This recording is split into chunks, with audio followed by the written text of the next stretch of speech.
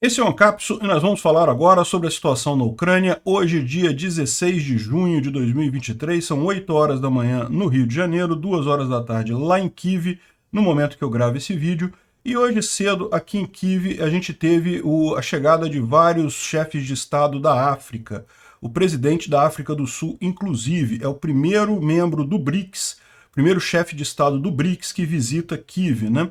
E parece que Putin não gostou disso não, né? De forma não usual, ele fez um grande lançamento de mísseis contra a capital da Ucrânia na parte da manhã. Então tivemos vários mísseis Calibre e Kinzhal, que felizmente foram todos derrubados pela defesa antiaérea ucraniana, mas que deixou alguma emoção para a visita dos chefes de Estado africanos lá em Kiev, né? Parece que o Putin não gostou disso não, está se sentindo prejudicado aí, né? Bom, aqui em Kherson a gente tem informações dos russos de que os ucranianos teriam retomado a contraofensiva, inclusive aqui em Kherson, na região de Olesk e Nova Kakhovka, né? Eu não acho verdade isso não, isso provavelmente foram os russos exagerando as coisas aqui. Mas vamos ver, eu vou mostrar para vocês o que a gente tem de evidência de que aconteceu alguma coisa aqui.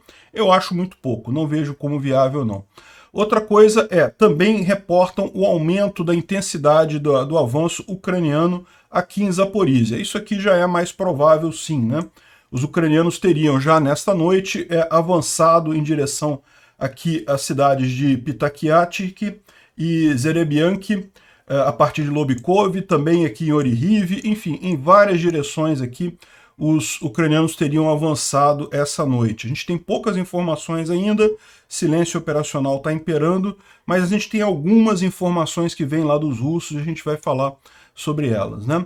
Além disso, a gente tem os resultados do encontro de Ramstein, tem mais um monte de armamento chegando aí, e também a definição das datas de treinamentos dos pilotos ucranianos nos F-16.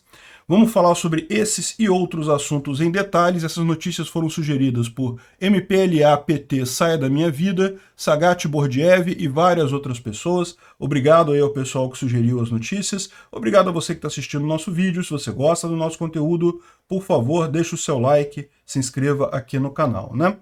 Pois bem, hoje de manhã cedo, como vocês sabem, vários líderes da África foram fazer uma visita a Kiev, numa missão de paz, tentando levar o plano de paz deles para essa guerra, né?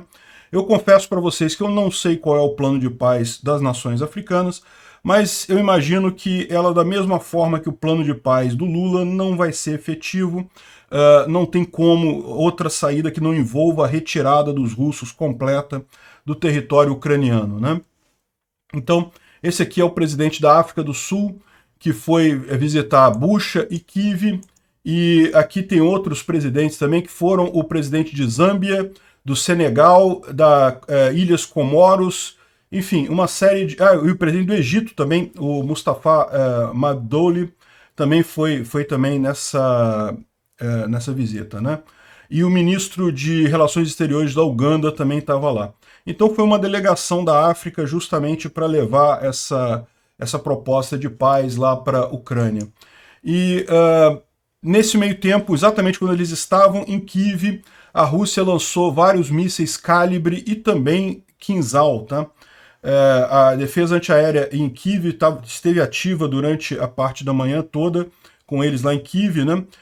6 mísseis Kinzhal e 6 Calibre e também alguns drones de reconhecimento foi o resultado, né? O pessoal está lembrando que é um horário extremamente pouco usual para um ataque grande de mísseis dele, né? Ou seja, não é normal a Rússia fazer esses grandes ataques de mísseis na parte da manhã, porque eles seriam menos efetivos, né? A hora que a pessoa está mais desperta. Os russos querem atacar à noite porque é mais difícil de serem identificados, de serem tratados, isso daí. Certamente fizeram isso justamente para ameaçar os presidentes da África do Sul, do Egito e toda a delegação africana que está ali, né? Os russos fizeram a mesma coisa quando um representante chinês foi a Kiev também há um tempo atrás, né?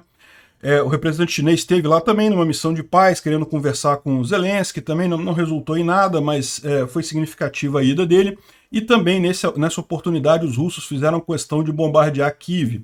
Acho que os russos querem dar a impressão de que Kiev está sob risco, olha só, a Ucrânia está quase perdendo porque está sendo bombardeada e coisa e tal. Quando é uma lorota isso, vocês sabem, eu tive lá em Kiev, fiquei uma semana lá, não é, o dia a dia tá normal. De vez em quando tem essas palhaçadas de míssil russo mesmo, mas fora isso, o dia a dia tá normal lá, né? Enfim, e outra coisa importante, como eu falei, o presidente da África do Sul foi o primeiro membro dos BRICS a visitar Kiev. Os chineses mandaram um representante, não o chefe do Estado, né, não o chefe do governo, para visitar Kiev. Aqui eles falam um pouco sobre qual é esse plano de paz dos presidentes africanos, e segundo eles estão dizendo aqui, eles pedem a suspensão do pedido de prisão do Putin. Lembra, o presidente da África do Sul tem um problema, né? Tem a reunião dos BRICS que vai acontecer na África do Sul em agosto. E, em tese, pela lei, a África do Sul teria que prender o Putin se o Putin for nesse encontro do BRICS. Mas eles querem que o Putin possa ir lá no encontro do BRICS, então eles foram pedir justamente que a Corte Internacional Criminal suspenda esse pedido de prisão do Putin e também retirar algumas sanções anti-Rússia.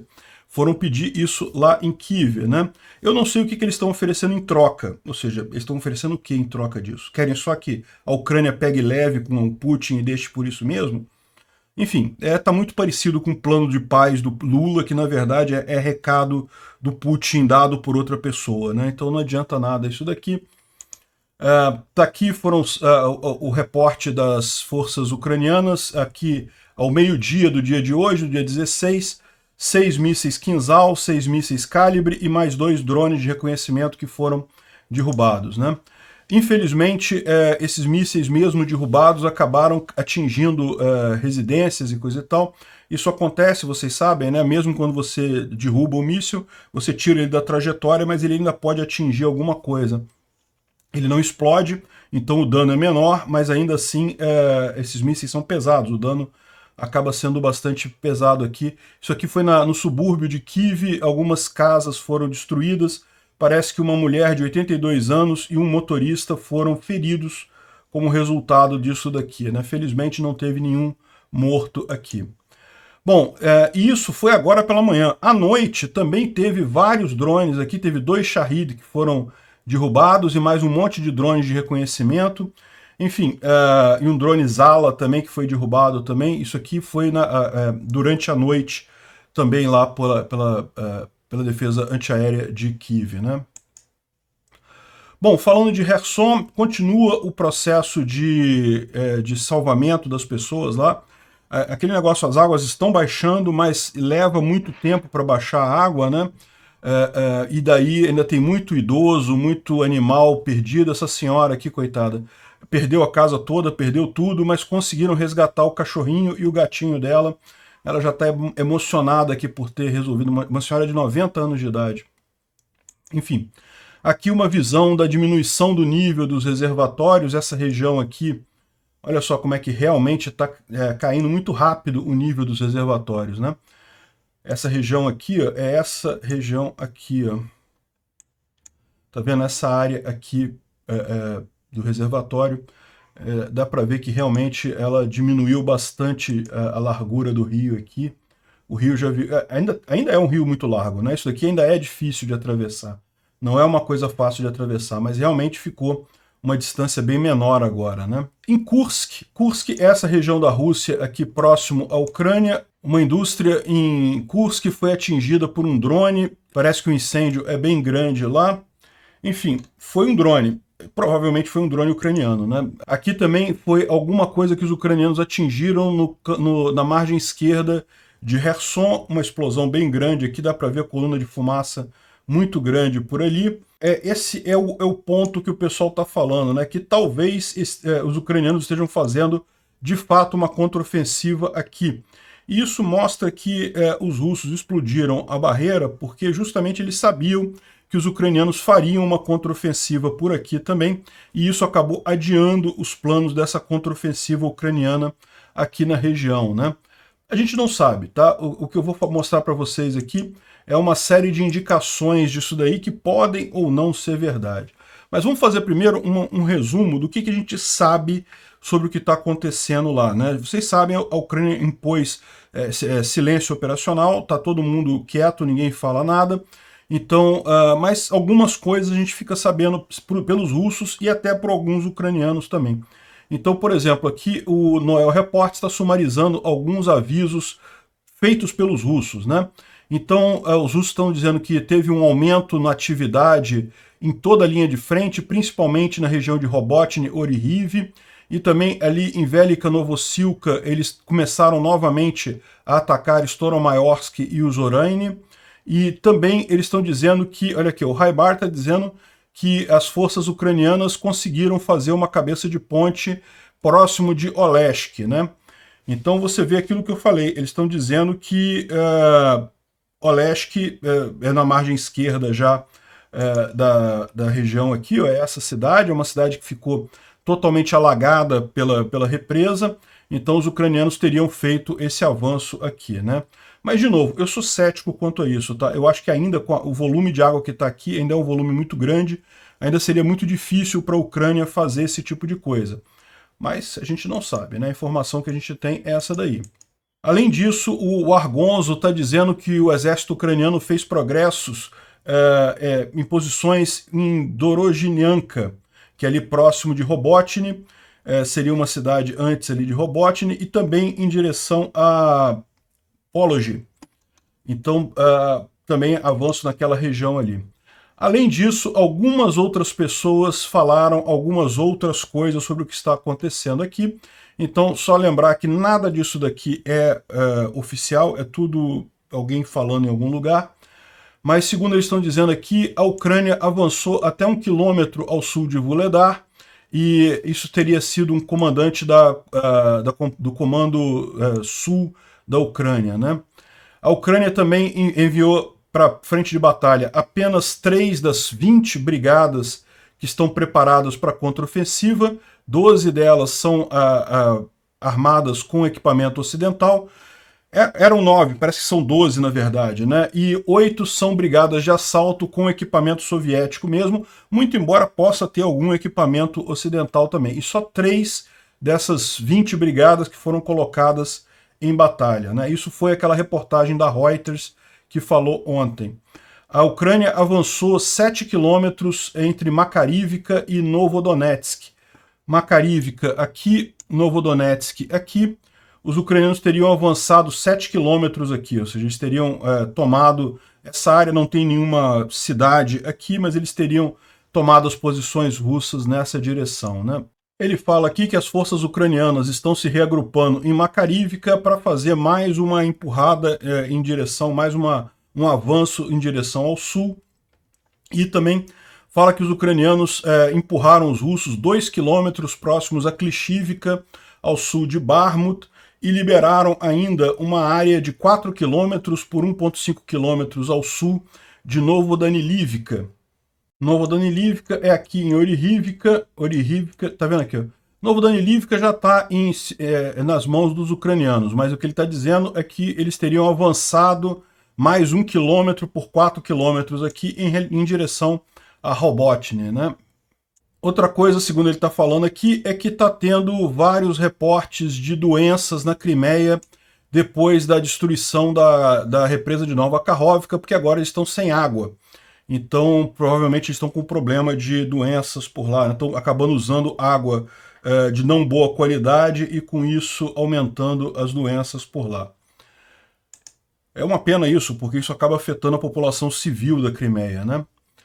Bom, aqui tem mais um aviso dele falando que a 47ª Brigada, que perdeu alguns Bradleys e Leopards ali em Orihiv, e sofreu poucas causalidades, poucas mortes naquela região, ainda está totalmente capaz de combate e foi agora para liberar 2 vilarejos ali naquela região e parece que conseguiu recuperar uma parte do armamento danificado, ou seja, daqueles tanques que foram danificados, que os russos falaram sobre eles. Olha só, acabou, destruímos toda a contraofensiva ucraniana, e tinha 5 blindados ali.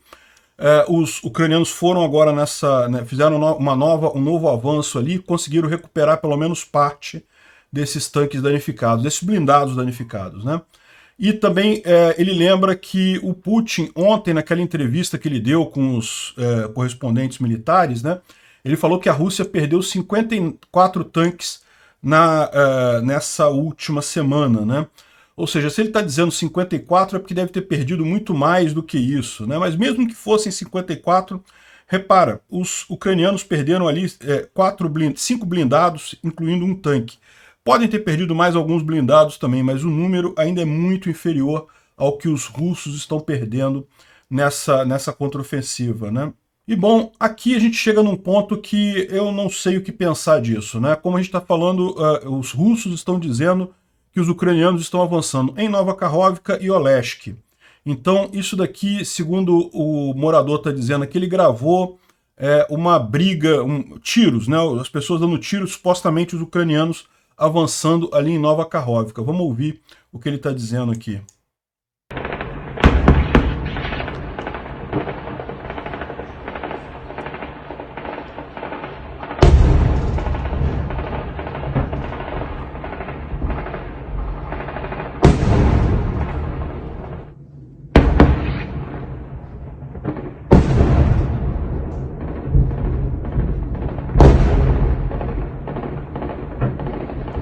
Как мы слышим, уже в течение получаса идет интенсивный обстрел. Bastante tiro e explosão ali. Isso quer dizer que os ucranianos fizeram um avanço aqui? Não sei, pode ser só um grupo de reconhecimento. Isso os ucranianos têm feito, têm mandado grupos de reconhecimento para ver como é que está a situação do outro lado, pode ser só isso. Pode ser até os russos tentando derrubar drones, né? Os drones, os ucranianos atacando com drones e os russos tentando derrubar os drones. Enfim, não sabemos. Eles estão dizendo que sim, que os ucranianos avançaram aqui, estão tentando tomar Nova Kakhovka. Isso pode ser até os russos dando tiro para o alto para dizer que repeliram o avanço ucraniano. Olha aqui, ó. Agora, neste momento, existe uma batalha de tiros próximo da represa de Nova Kakhovka. As Forças Armadas da Federação Russa repulsaram, né, repeliram uma tentativa de desembarque pelas forças da Ucrânia. Isso foi reportado pelo correspondente, deve ser aquele cara que a gente viu o vídeo dele ali. E muitos bombardeios estão acontecendo na última hora, muitas explosões, tudo pode ser ouvido da costa, mas nós estamos aqui no local e não tem razão para pânico. A costa, a margem do rio está fortificada e os rapazes estão mantendo as posições, né? Então, ou seja, pode ser que os russos estejam fazendo isso só para criar um caso mesmo. Olha só, eles estão tentando, mas a gente conseguiu repelir, conseguiu impedir, né? Não sei, vamos aguardar para ter mais informações disso daí. Bom, isso daqui foi um vídeo que está circulando que eu achei bem interessante, tá? Um vídeo de uma arma ocidental justamente que visa fazer deminificação, ou seja, tirar as minas, explodir as minas numa região para justamente permitir o avanço das tropas, né? Então eu vou tocar para vocês aqui o vídeo, você vai ouvir alguns soldados ucranianos que estavam gravando isso daí e o funcionamento dessa arma, né? Realmente... Isso está numa região de guerra, né? Dá para ouvir alguns tiros aí, né? Ou seja, eles estão em alguma linha de frente aí, provavelmente Zaporizhia. Aqui está falando Kherson, mas a gente vai ver que o mais provável é que seja em outro lugar. Ага, там тоже дымову въебало. Вспышка на 12.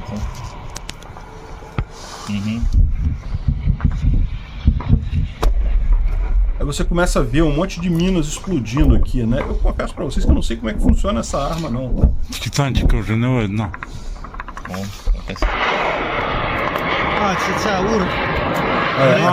Essa aqui é mais conhecida.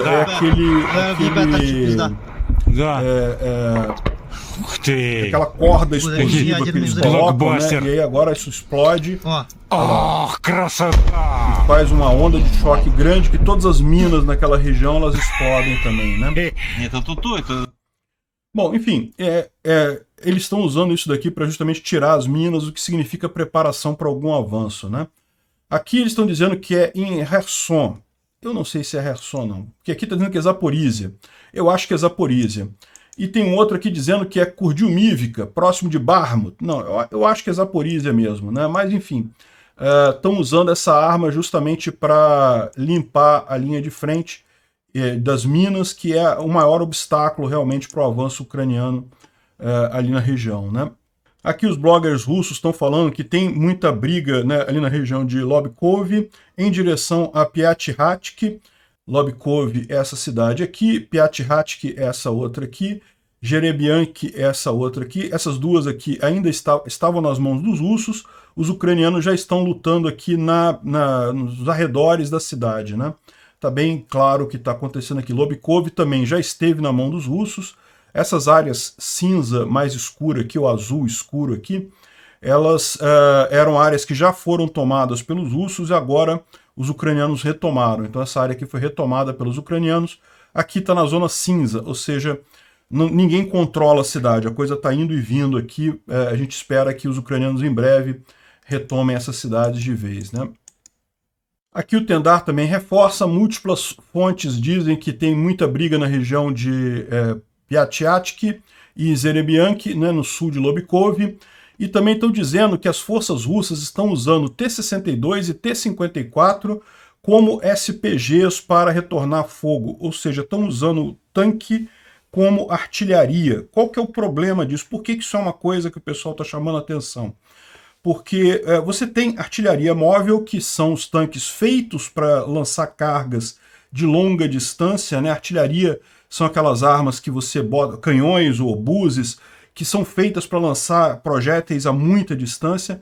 O tanque não. O tanque ele é feito para você atingir coisas próximas, né? Para você avançar com o tanque, e ele tem aquela arma principal do tanque, o canhão ali, que ele usa para atirar em coisas próximas ali, né? Mas, em tese, você pode subir o canhão do tanque e botar uma carga maior, né? Porque quando você opera esses canhões, você calcula a quantidade de explosivo que você bota de cada carga. Então você pode botar uma carga maior e usar um canhão como se fosse uma peça de artilharia, como se fosse um obus ou um canhão de artilharia normal, para mais longa distância, né? Só que qual que é o problema disso?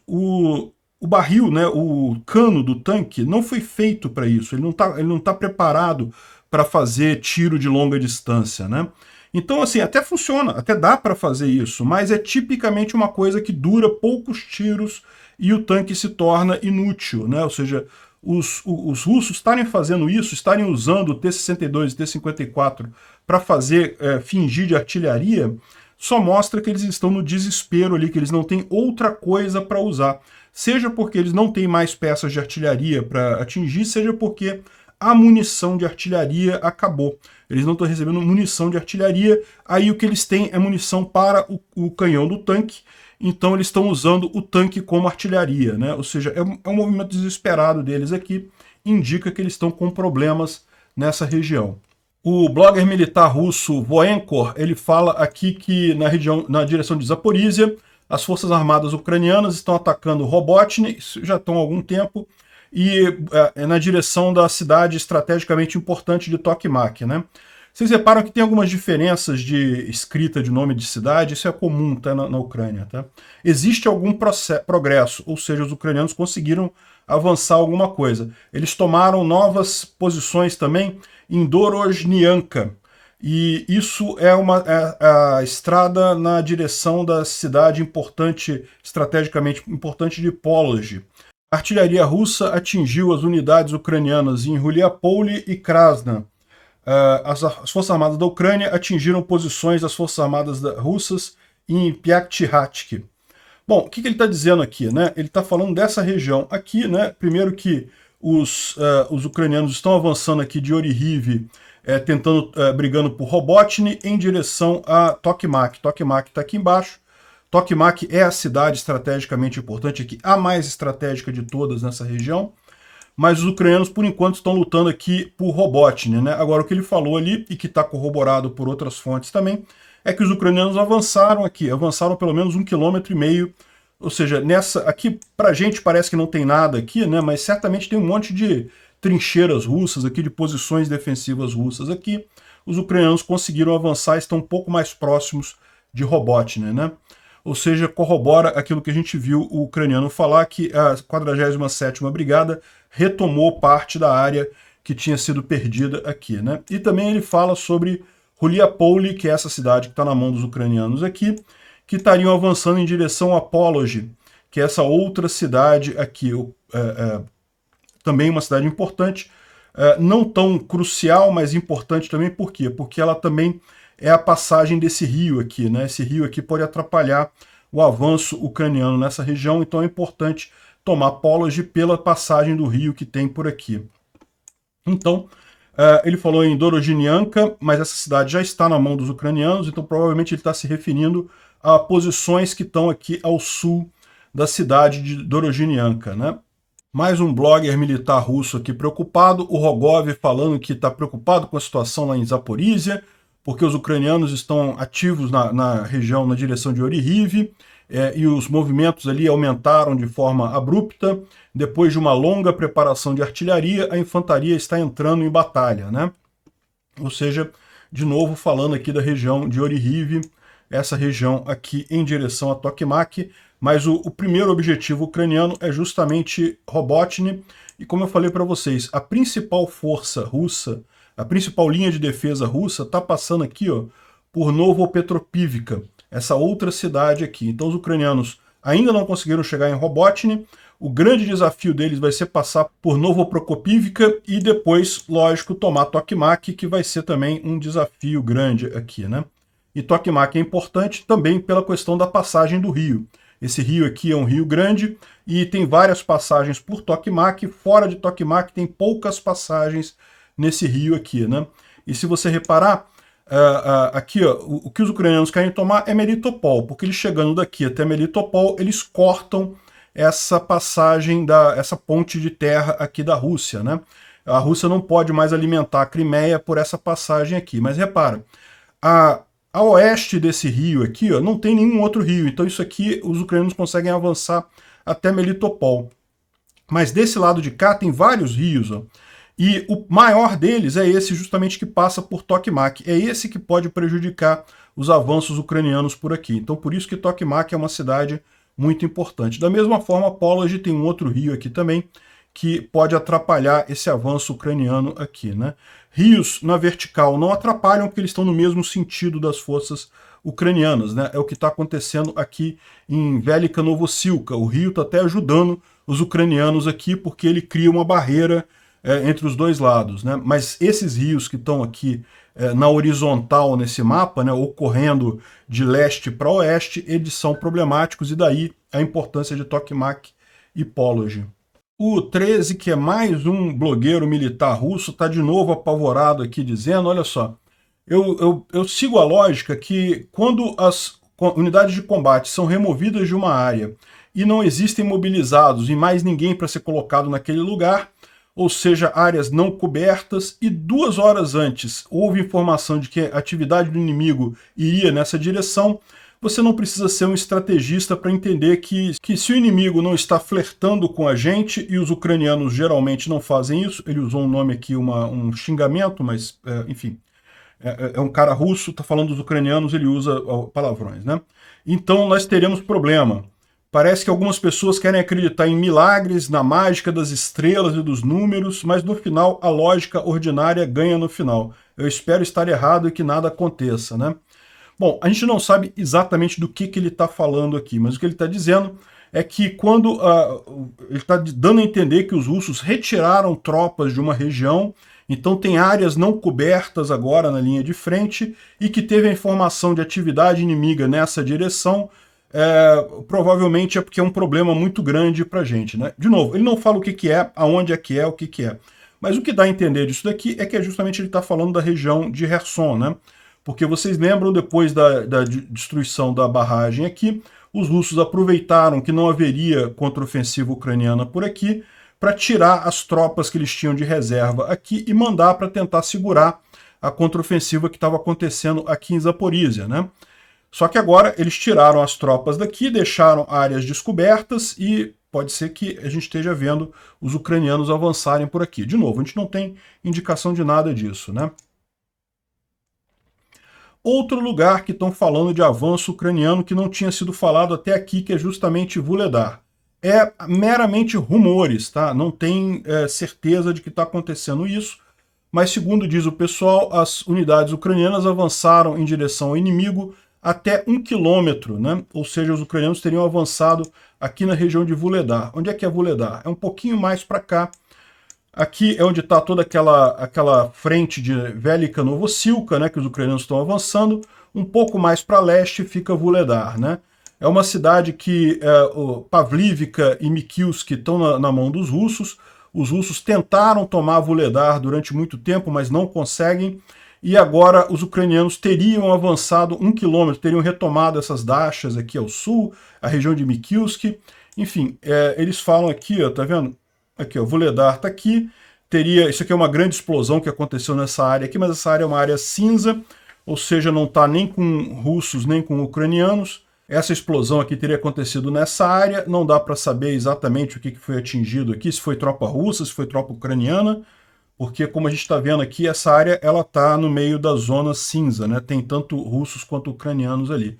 A gente vai ficar sabendo isso em poucos dias, afinal se teve alguma coisa ali, né? E o Vitaly está trazendo aqui a informação de que um avanço aqui nessa região de Vuhledar seria algo muito interessante para os ucranianos, porque se eles conseguirem tomar Volovanra, basicamente não tem mais nenhum obstáculo até Mariupol, ou seja, seria o caminho mais rápido para Mariupol, né? Se você olhar aqui, olha só, Volovanra é essa cidade aqui, relativamente perto de Vuhledar, não é uma cidade fácil de ser tomada, é uma cidade que fica no alto. Vocês podem ver aqui pela elevação aqui, né? É uma cidade que está bem protegida, por quê? Porque ela é um hub de trem importante para os russos aqui. Repara, a linha de trem passa bem por aqui.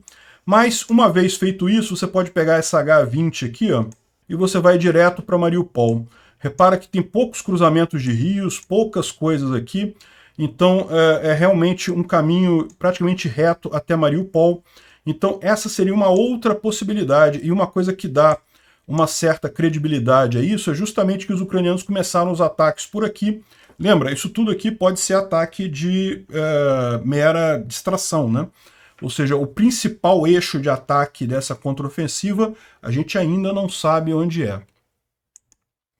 Bom, mas, de novo, isso aqui também é só rumores, tá? Ninguém sabe se está acontecendo isso de qualquer forma. Bom, existe aqui a informação de que a Ucrânia tem levado muita vantagem em combate noturno, por isso que a maior parte dos combates tem acontecido à noite.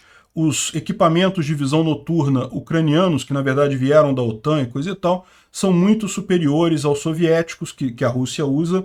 Então, no final das contas, eles conseguem ter uma vantagem muito grande nisso daí.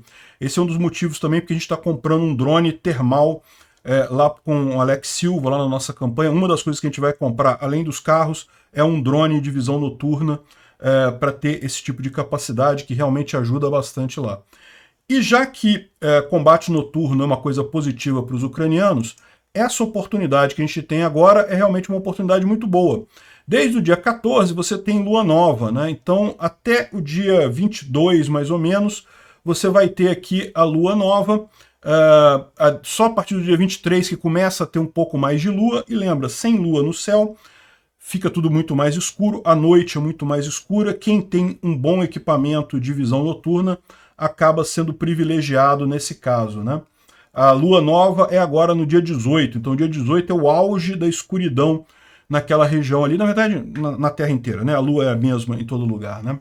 O Instituto para Estudo da Guerra fala um pouco aqui sobre os avanços, né, que os ucranianos continuam avançando em pelo menos 3 direções, tiveram vários ganhos aqui no dia 15, não ganhos fantásticos de várias cidades, como a gente teve alguns dias atrás, mas ganhos, isso é importante também. Eles falam aqui também sobre a questão do Kadyrov tá levando os guerreiros dele para Belgorod, ou seja, parece que eles saíram da linha de frente mesmo. Lembra que deu uma confusão, que eles tiraram o pessoal checheno de Marinka e coisa e tal? Acho que os chechenos não queriam mais ficar na linha de frente, estão realmente preocupados com a questão lá do general deles morto, foram mandados para Belgorod agora para defender Belgorod. O curioso é que o grupo Wagner também tinha ido para lá, né? Tá ficando uma coisa, tá quente aquela região de Belgorod ali. Vamos ver quando é que o Corpo Voluntário Russo e a Legião Liberdade da Rússia fazem mais alguma brincadeira por lá. E finalmente ele fala aqui também sobre alguns dos resultados do Ramstein que saíram ontem, que justamente o Ocidente deve prover aviões F-16 e mais tanques Leopard para a Ucrânia nos próximos meses, ou seja, já tem mais armas chegando e a aviação vai chegar muito em breve, né? Na linha de frente, a gente teve algum tipo de batalha aqui em Stelmarivka. Há bastante tempo que esse fronte aqui está parado, mas teve alguma disputa por aqui, mas sem alteração significativa. Da mesma forma, aqui em Bakhmut, teve avanço ucraniano aqui no norte de Bakhmut, mas nada significativo. Enfim, aqui continuam os ucranianos avançando aqui em Velika Novosilka. Ele coloca aqui ó, que os ucranianos falaram que avançaram 1 quilômetro na direção de Vuhledar, então ele incluiu isso aqui, né, como também mais uma posição de avanço ucraniano ali, né. Fora isso, nenhuma outra grande novidade. As informações oficiais não saíram ainda dessa contraofensiva, dessa nova fase da contraofensiva, só nos próximos dias que a gente deve ter isso, né. Olha que fofo, o Putin imitando o Zelensky, né? O Zelensky com esse negócio de informalmente botar cadeira para falar com os repórteres e coisa e tal. O Putin foi lá imitar o Zelensky também, deve estar com uma inveja, eu vou te falar um negócio. Isso daqui é um quadrozinho que ajuda a desmentir aquela bobajada toda que o Tucker Carlson falou no programa dele, que os ucranianos tinham explodido a represa e não sei o que lá, né? E eles listam aqui os 4 fatos que são totalmente sem sentido. Ele falou que os ucranianos poderiam estourar a represa com um míssil. E não, aquela represa foi construída capaz de segurar um ataque nuclear, então não tem como derrubar ela com um míssil. Apenas uma carga explosiva dentro da represa poderia fazer isso. A Ucrânia poderia explodir a represa de dentro. E o fato é que a Rússia controlava a represa, não tinha como um grupo de sabotagem ucraniano entrar lá dentro com toneladas de explosivo para fazer isso. Não tem como, não tem lógica isso, né? A Rússia unanimemente acusou a Ucrânia de demolir a represa. E, de novo, a gente falou sobre isso também no dia. Não, os oficiais russos primeiro falaram que não teve explosão, que teve só um vazamento pequeno, que não era nada. Aí depois que eles perceberam o tamanho da merda que eles tinham feito, aí que eles mudaram de ideia e disseram que era a Ucrânia que tinha atingido a represa, né? E a destruição da represa foi benéfica à Ucrânia e não, de fato, não traz nenhum ganho estratégico para a Ucrânia e ainda causa danos em ambientes, economia e coisa e tal da área ucraniana. Aí o Tucker Carlson fala assim, não, que foi causado prejuízo só na área russa e na Crimeia e coisa e tal. Não, olha só. Não tem área russa na Ucrânia. A Crimeia e Kherson estão temporariamente ocupados. São áreas ucranianas, então isso causou prejuízo às pessoas ucranianas que estão ali. Os russos vão ser expulsos daqui a pouco de lá. Por que a Ucrânia ia causar esse prejuízo nas pessoas que estão lá, né? Então, no final, conclui aqui que a teoria mais provável é justamente que os russos queriam fazer uma pequena explosão que resultou numa explosão maior do que eles imaginavam, gerando essa catástrofe toda. É o que eu falei para vocês já do dia que teve a explosão, eu já falei isso para vocês, que foi isso que aconteceu, né? Dá para saber pela ordem com que os russos começaram a tratar o assunto, que foi isso. Eles queriam fazer uma pequena explosão para alagar as ilhas, para impedir a contraofensiva ucraniana, acabou saindo uma explosão muito maior do que eles imaginavam, né? O pessoal russo está desesperado, né? O Sergei Karaganov, que é um especialista militar russo, está falando que os russos têm que usar armas nucleares no Ocidente para salvar a humanidade de uma catástrofe global. Para pensar no que ele está falando. Ele está dizendo, olha só, presta atenção, que os russos têm que atirar armas atômicas nas capitais ocidentais para salvar a humanidade de uma catástrofe global. Não, isso é uma catástrofe global, se você fizer isso. Né? E a Rússia vai desaparecer da Terra se tentarem esse tipo de coisa. Né?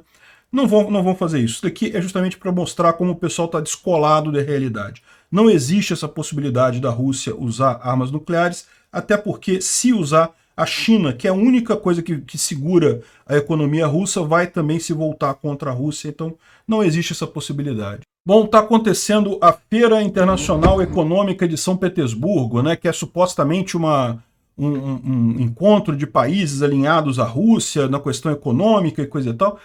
Durante um tempo isso foi até alguma coisa relevante, mas agora com a invasão da Ucrânia, a Rússia está totalmente isolada do resto do mundo, então não tem mais nada lá. Ainda assim tem umas coisas muito engraçadas, né? A Autovais, que é a fabricante da Lada, apresentou o novo carro dela, o Lada Aura, só que o carro não ligou. Eles tiveram que, olha só, na hora de fazer a apresentação do carro, o pessoal filmando, a imprensa toda ali, tiveram que abrir o capô do carro para consertar não sei o que lá e aí o carro ligar, né? Que coisa chata isso, hein?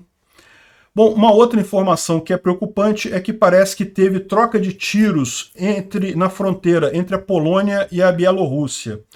Eles ainda não sabem se foram soldados belorussos, né, os soldados de Belarus, que atingiram os poloneses, né? Então pode ser que sejam cidadãos fazendo alguma besteira.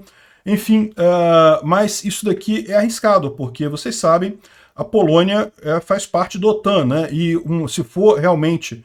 Essa imagem aqui é uma outra imagem que eles botaram, tá? Não é a imagem do fato acontecido, não, tá? Não tem essa quantidade de tropa dos dois lados da fronteira, não. Mas, se realmente comprovar que foram tiros dados por Belarus, isso pode implicar até no artigo 5º, né? Mas eu acho que não. Pelo que eles estão falando aqui, eles vão dizer que foram outras pessoas com tiro, dando tiro e coisa e tal, e não vai ter nada disso, não. Agora... Resultados de Ramstein positivos para a Ucrânia, né? 4 países prometeram mais mísseis de defesa antiaérea e equipamento em defesa antiaérea, e também mais tanques e mais um monte de coisa, e também começaram a armar a questão da coalizão para o treinamento dos F-16 e entrega dos F-16 na Ucrânia, né? Então, notícias muito boas, né? Outra coisa curiosa é isso daqui. Esse jornal aqui está em israelense. Deixa eu ver se em inglês aqui dá para a gente ler.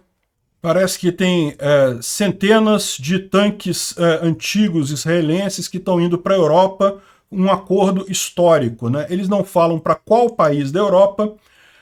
Aqui, na verdade, um país da Europa, apenas um país da Europa comprou os tanques israelenses Merkava 2 e Merkava 3, com o apoio dos Estados Unidos, né? Eles não falam o nome do país que teria comprado esses tanques, mas tudo leva a crer que é a Ucrânia, né? Então é isso daí, excelente notícia.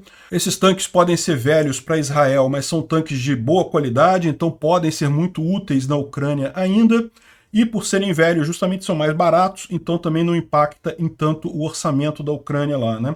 Então excelente notícia essa. Finalmente, a nossa vaquinha continua operando em Bitcoin. Se você quiser ajudar a gente doando dinheiro para a nossa vaquinha, tem o link na descrição do vídeo e também um link para um vídeo em que eu explico como você compra Bitcoin para doar, né? A gente já arrecadou 32 mil dólares, desse dinheiro a maior parte já foi lá para o Alex, para ver a questão dos carros. A questão é que o Alex está na linha de frente agora, então tá difícil, tá complicado de coordenar esse negócio. Parece que o primeiro carro já chegou em Kyiv, mas o Alex não está em Kyiv. Enfim, a gente está coordenando isso aí. Vai sair, fiquem tranquilos, vai sair tudo no final. Falta a gente coordenar algumas coisas aí, né? Mas enfim, não deixem de doar, o link está na descrição.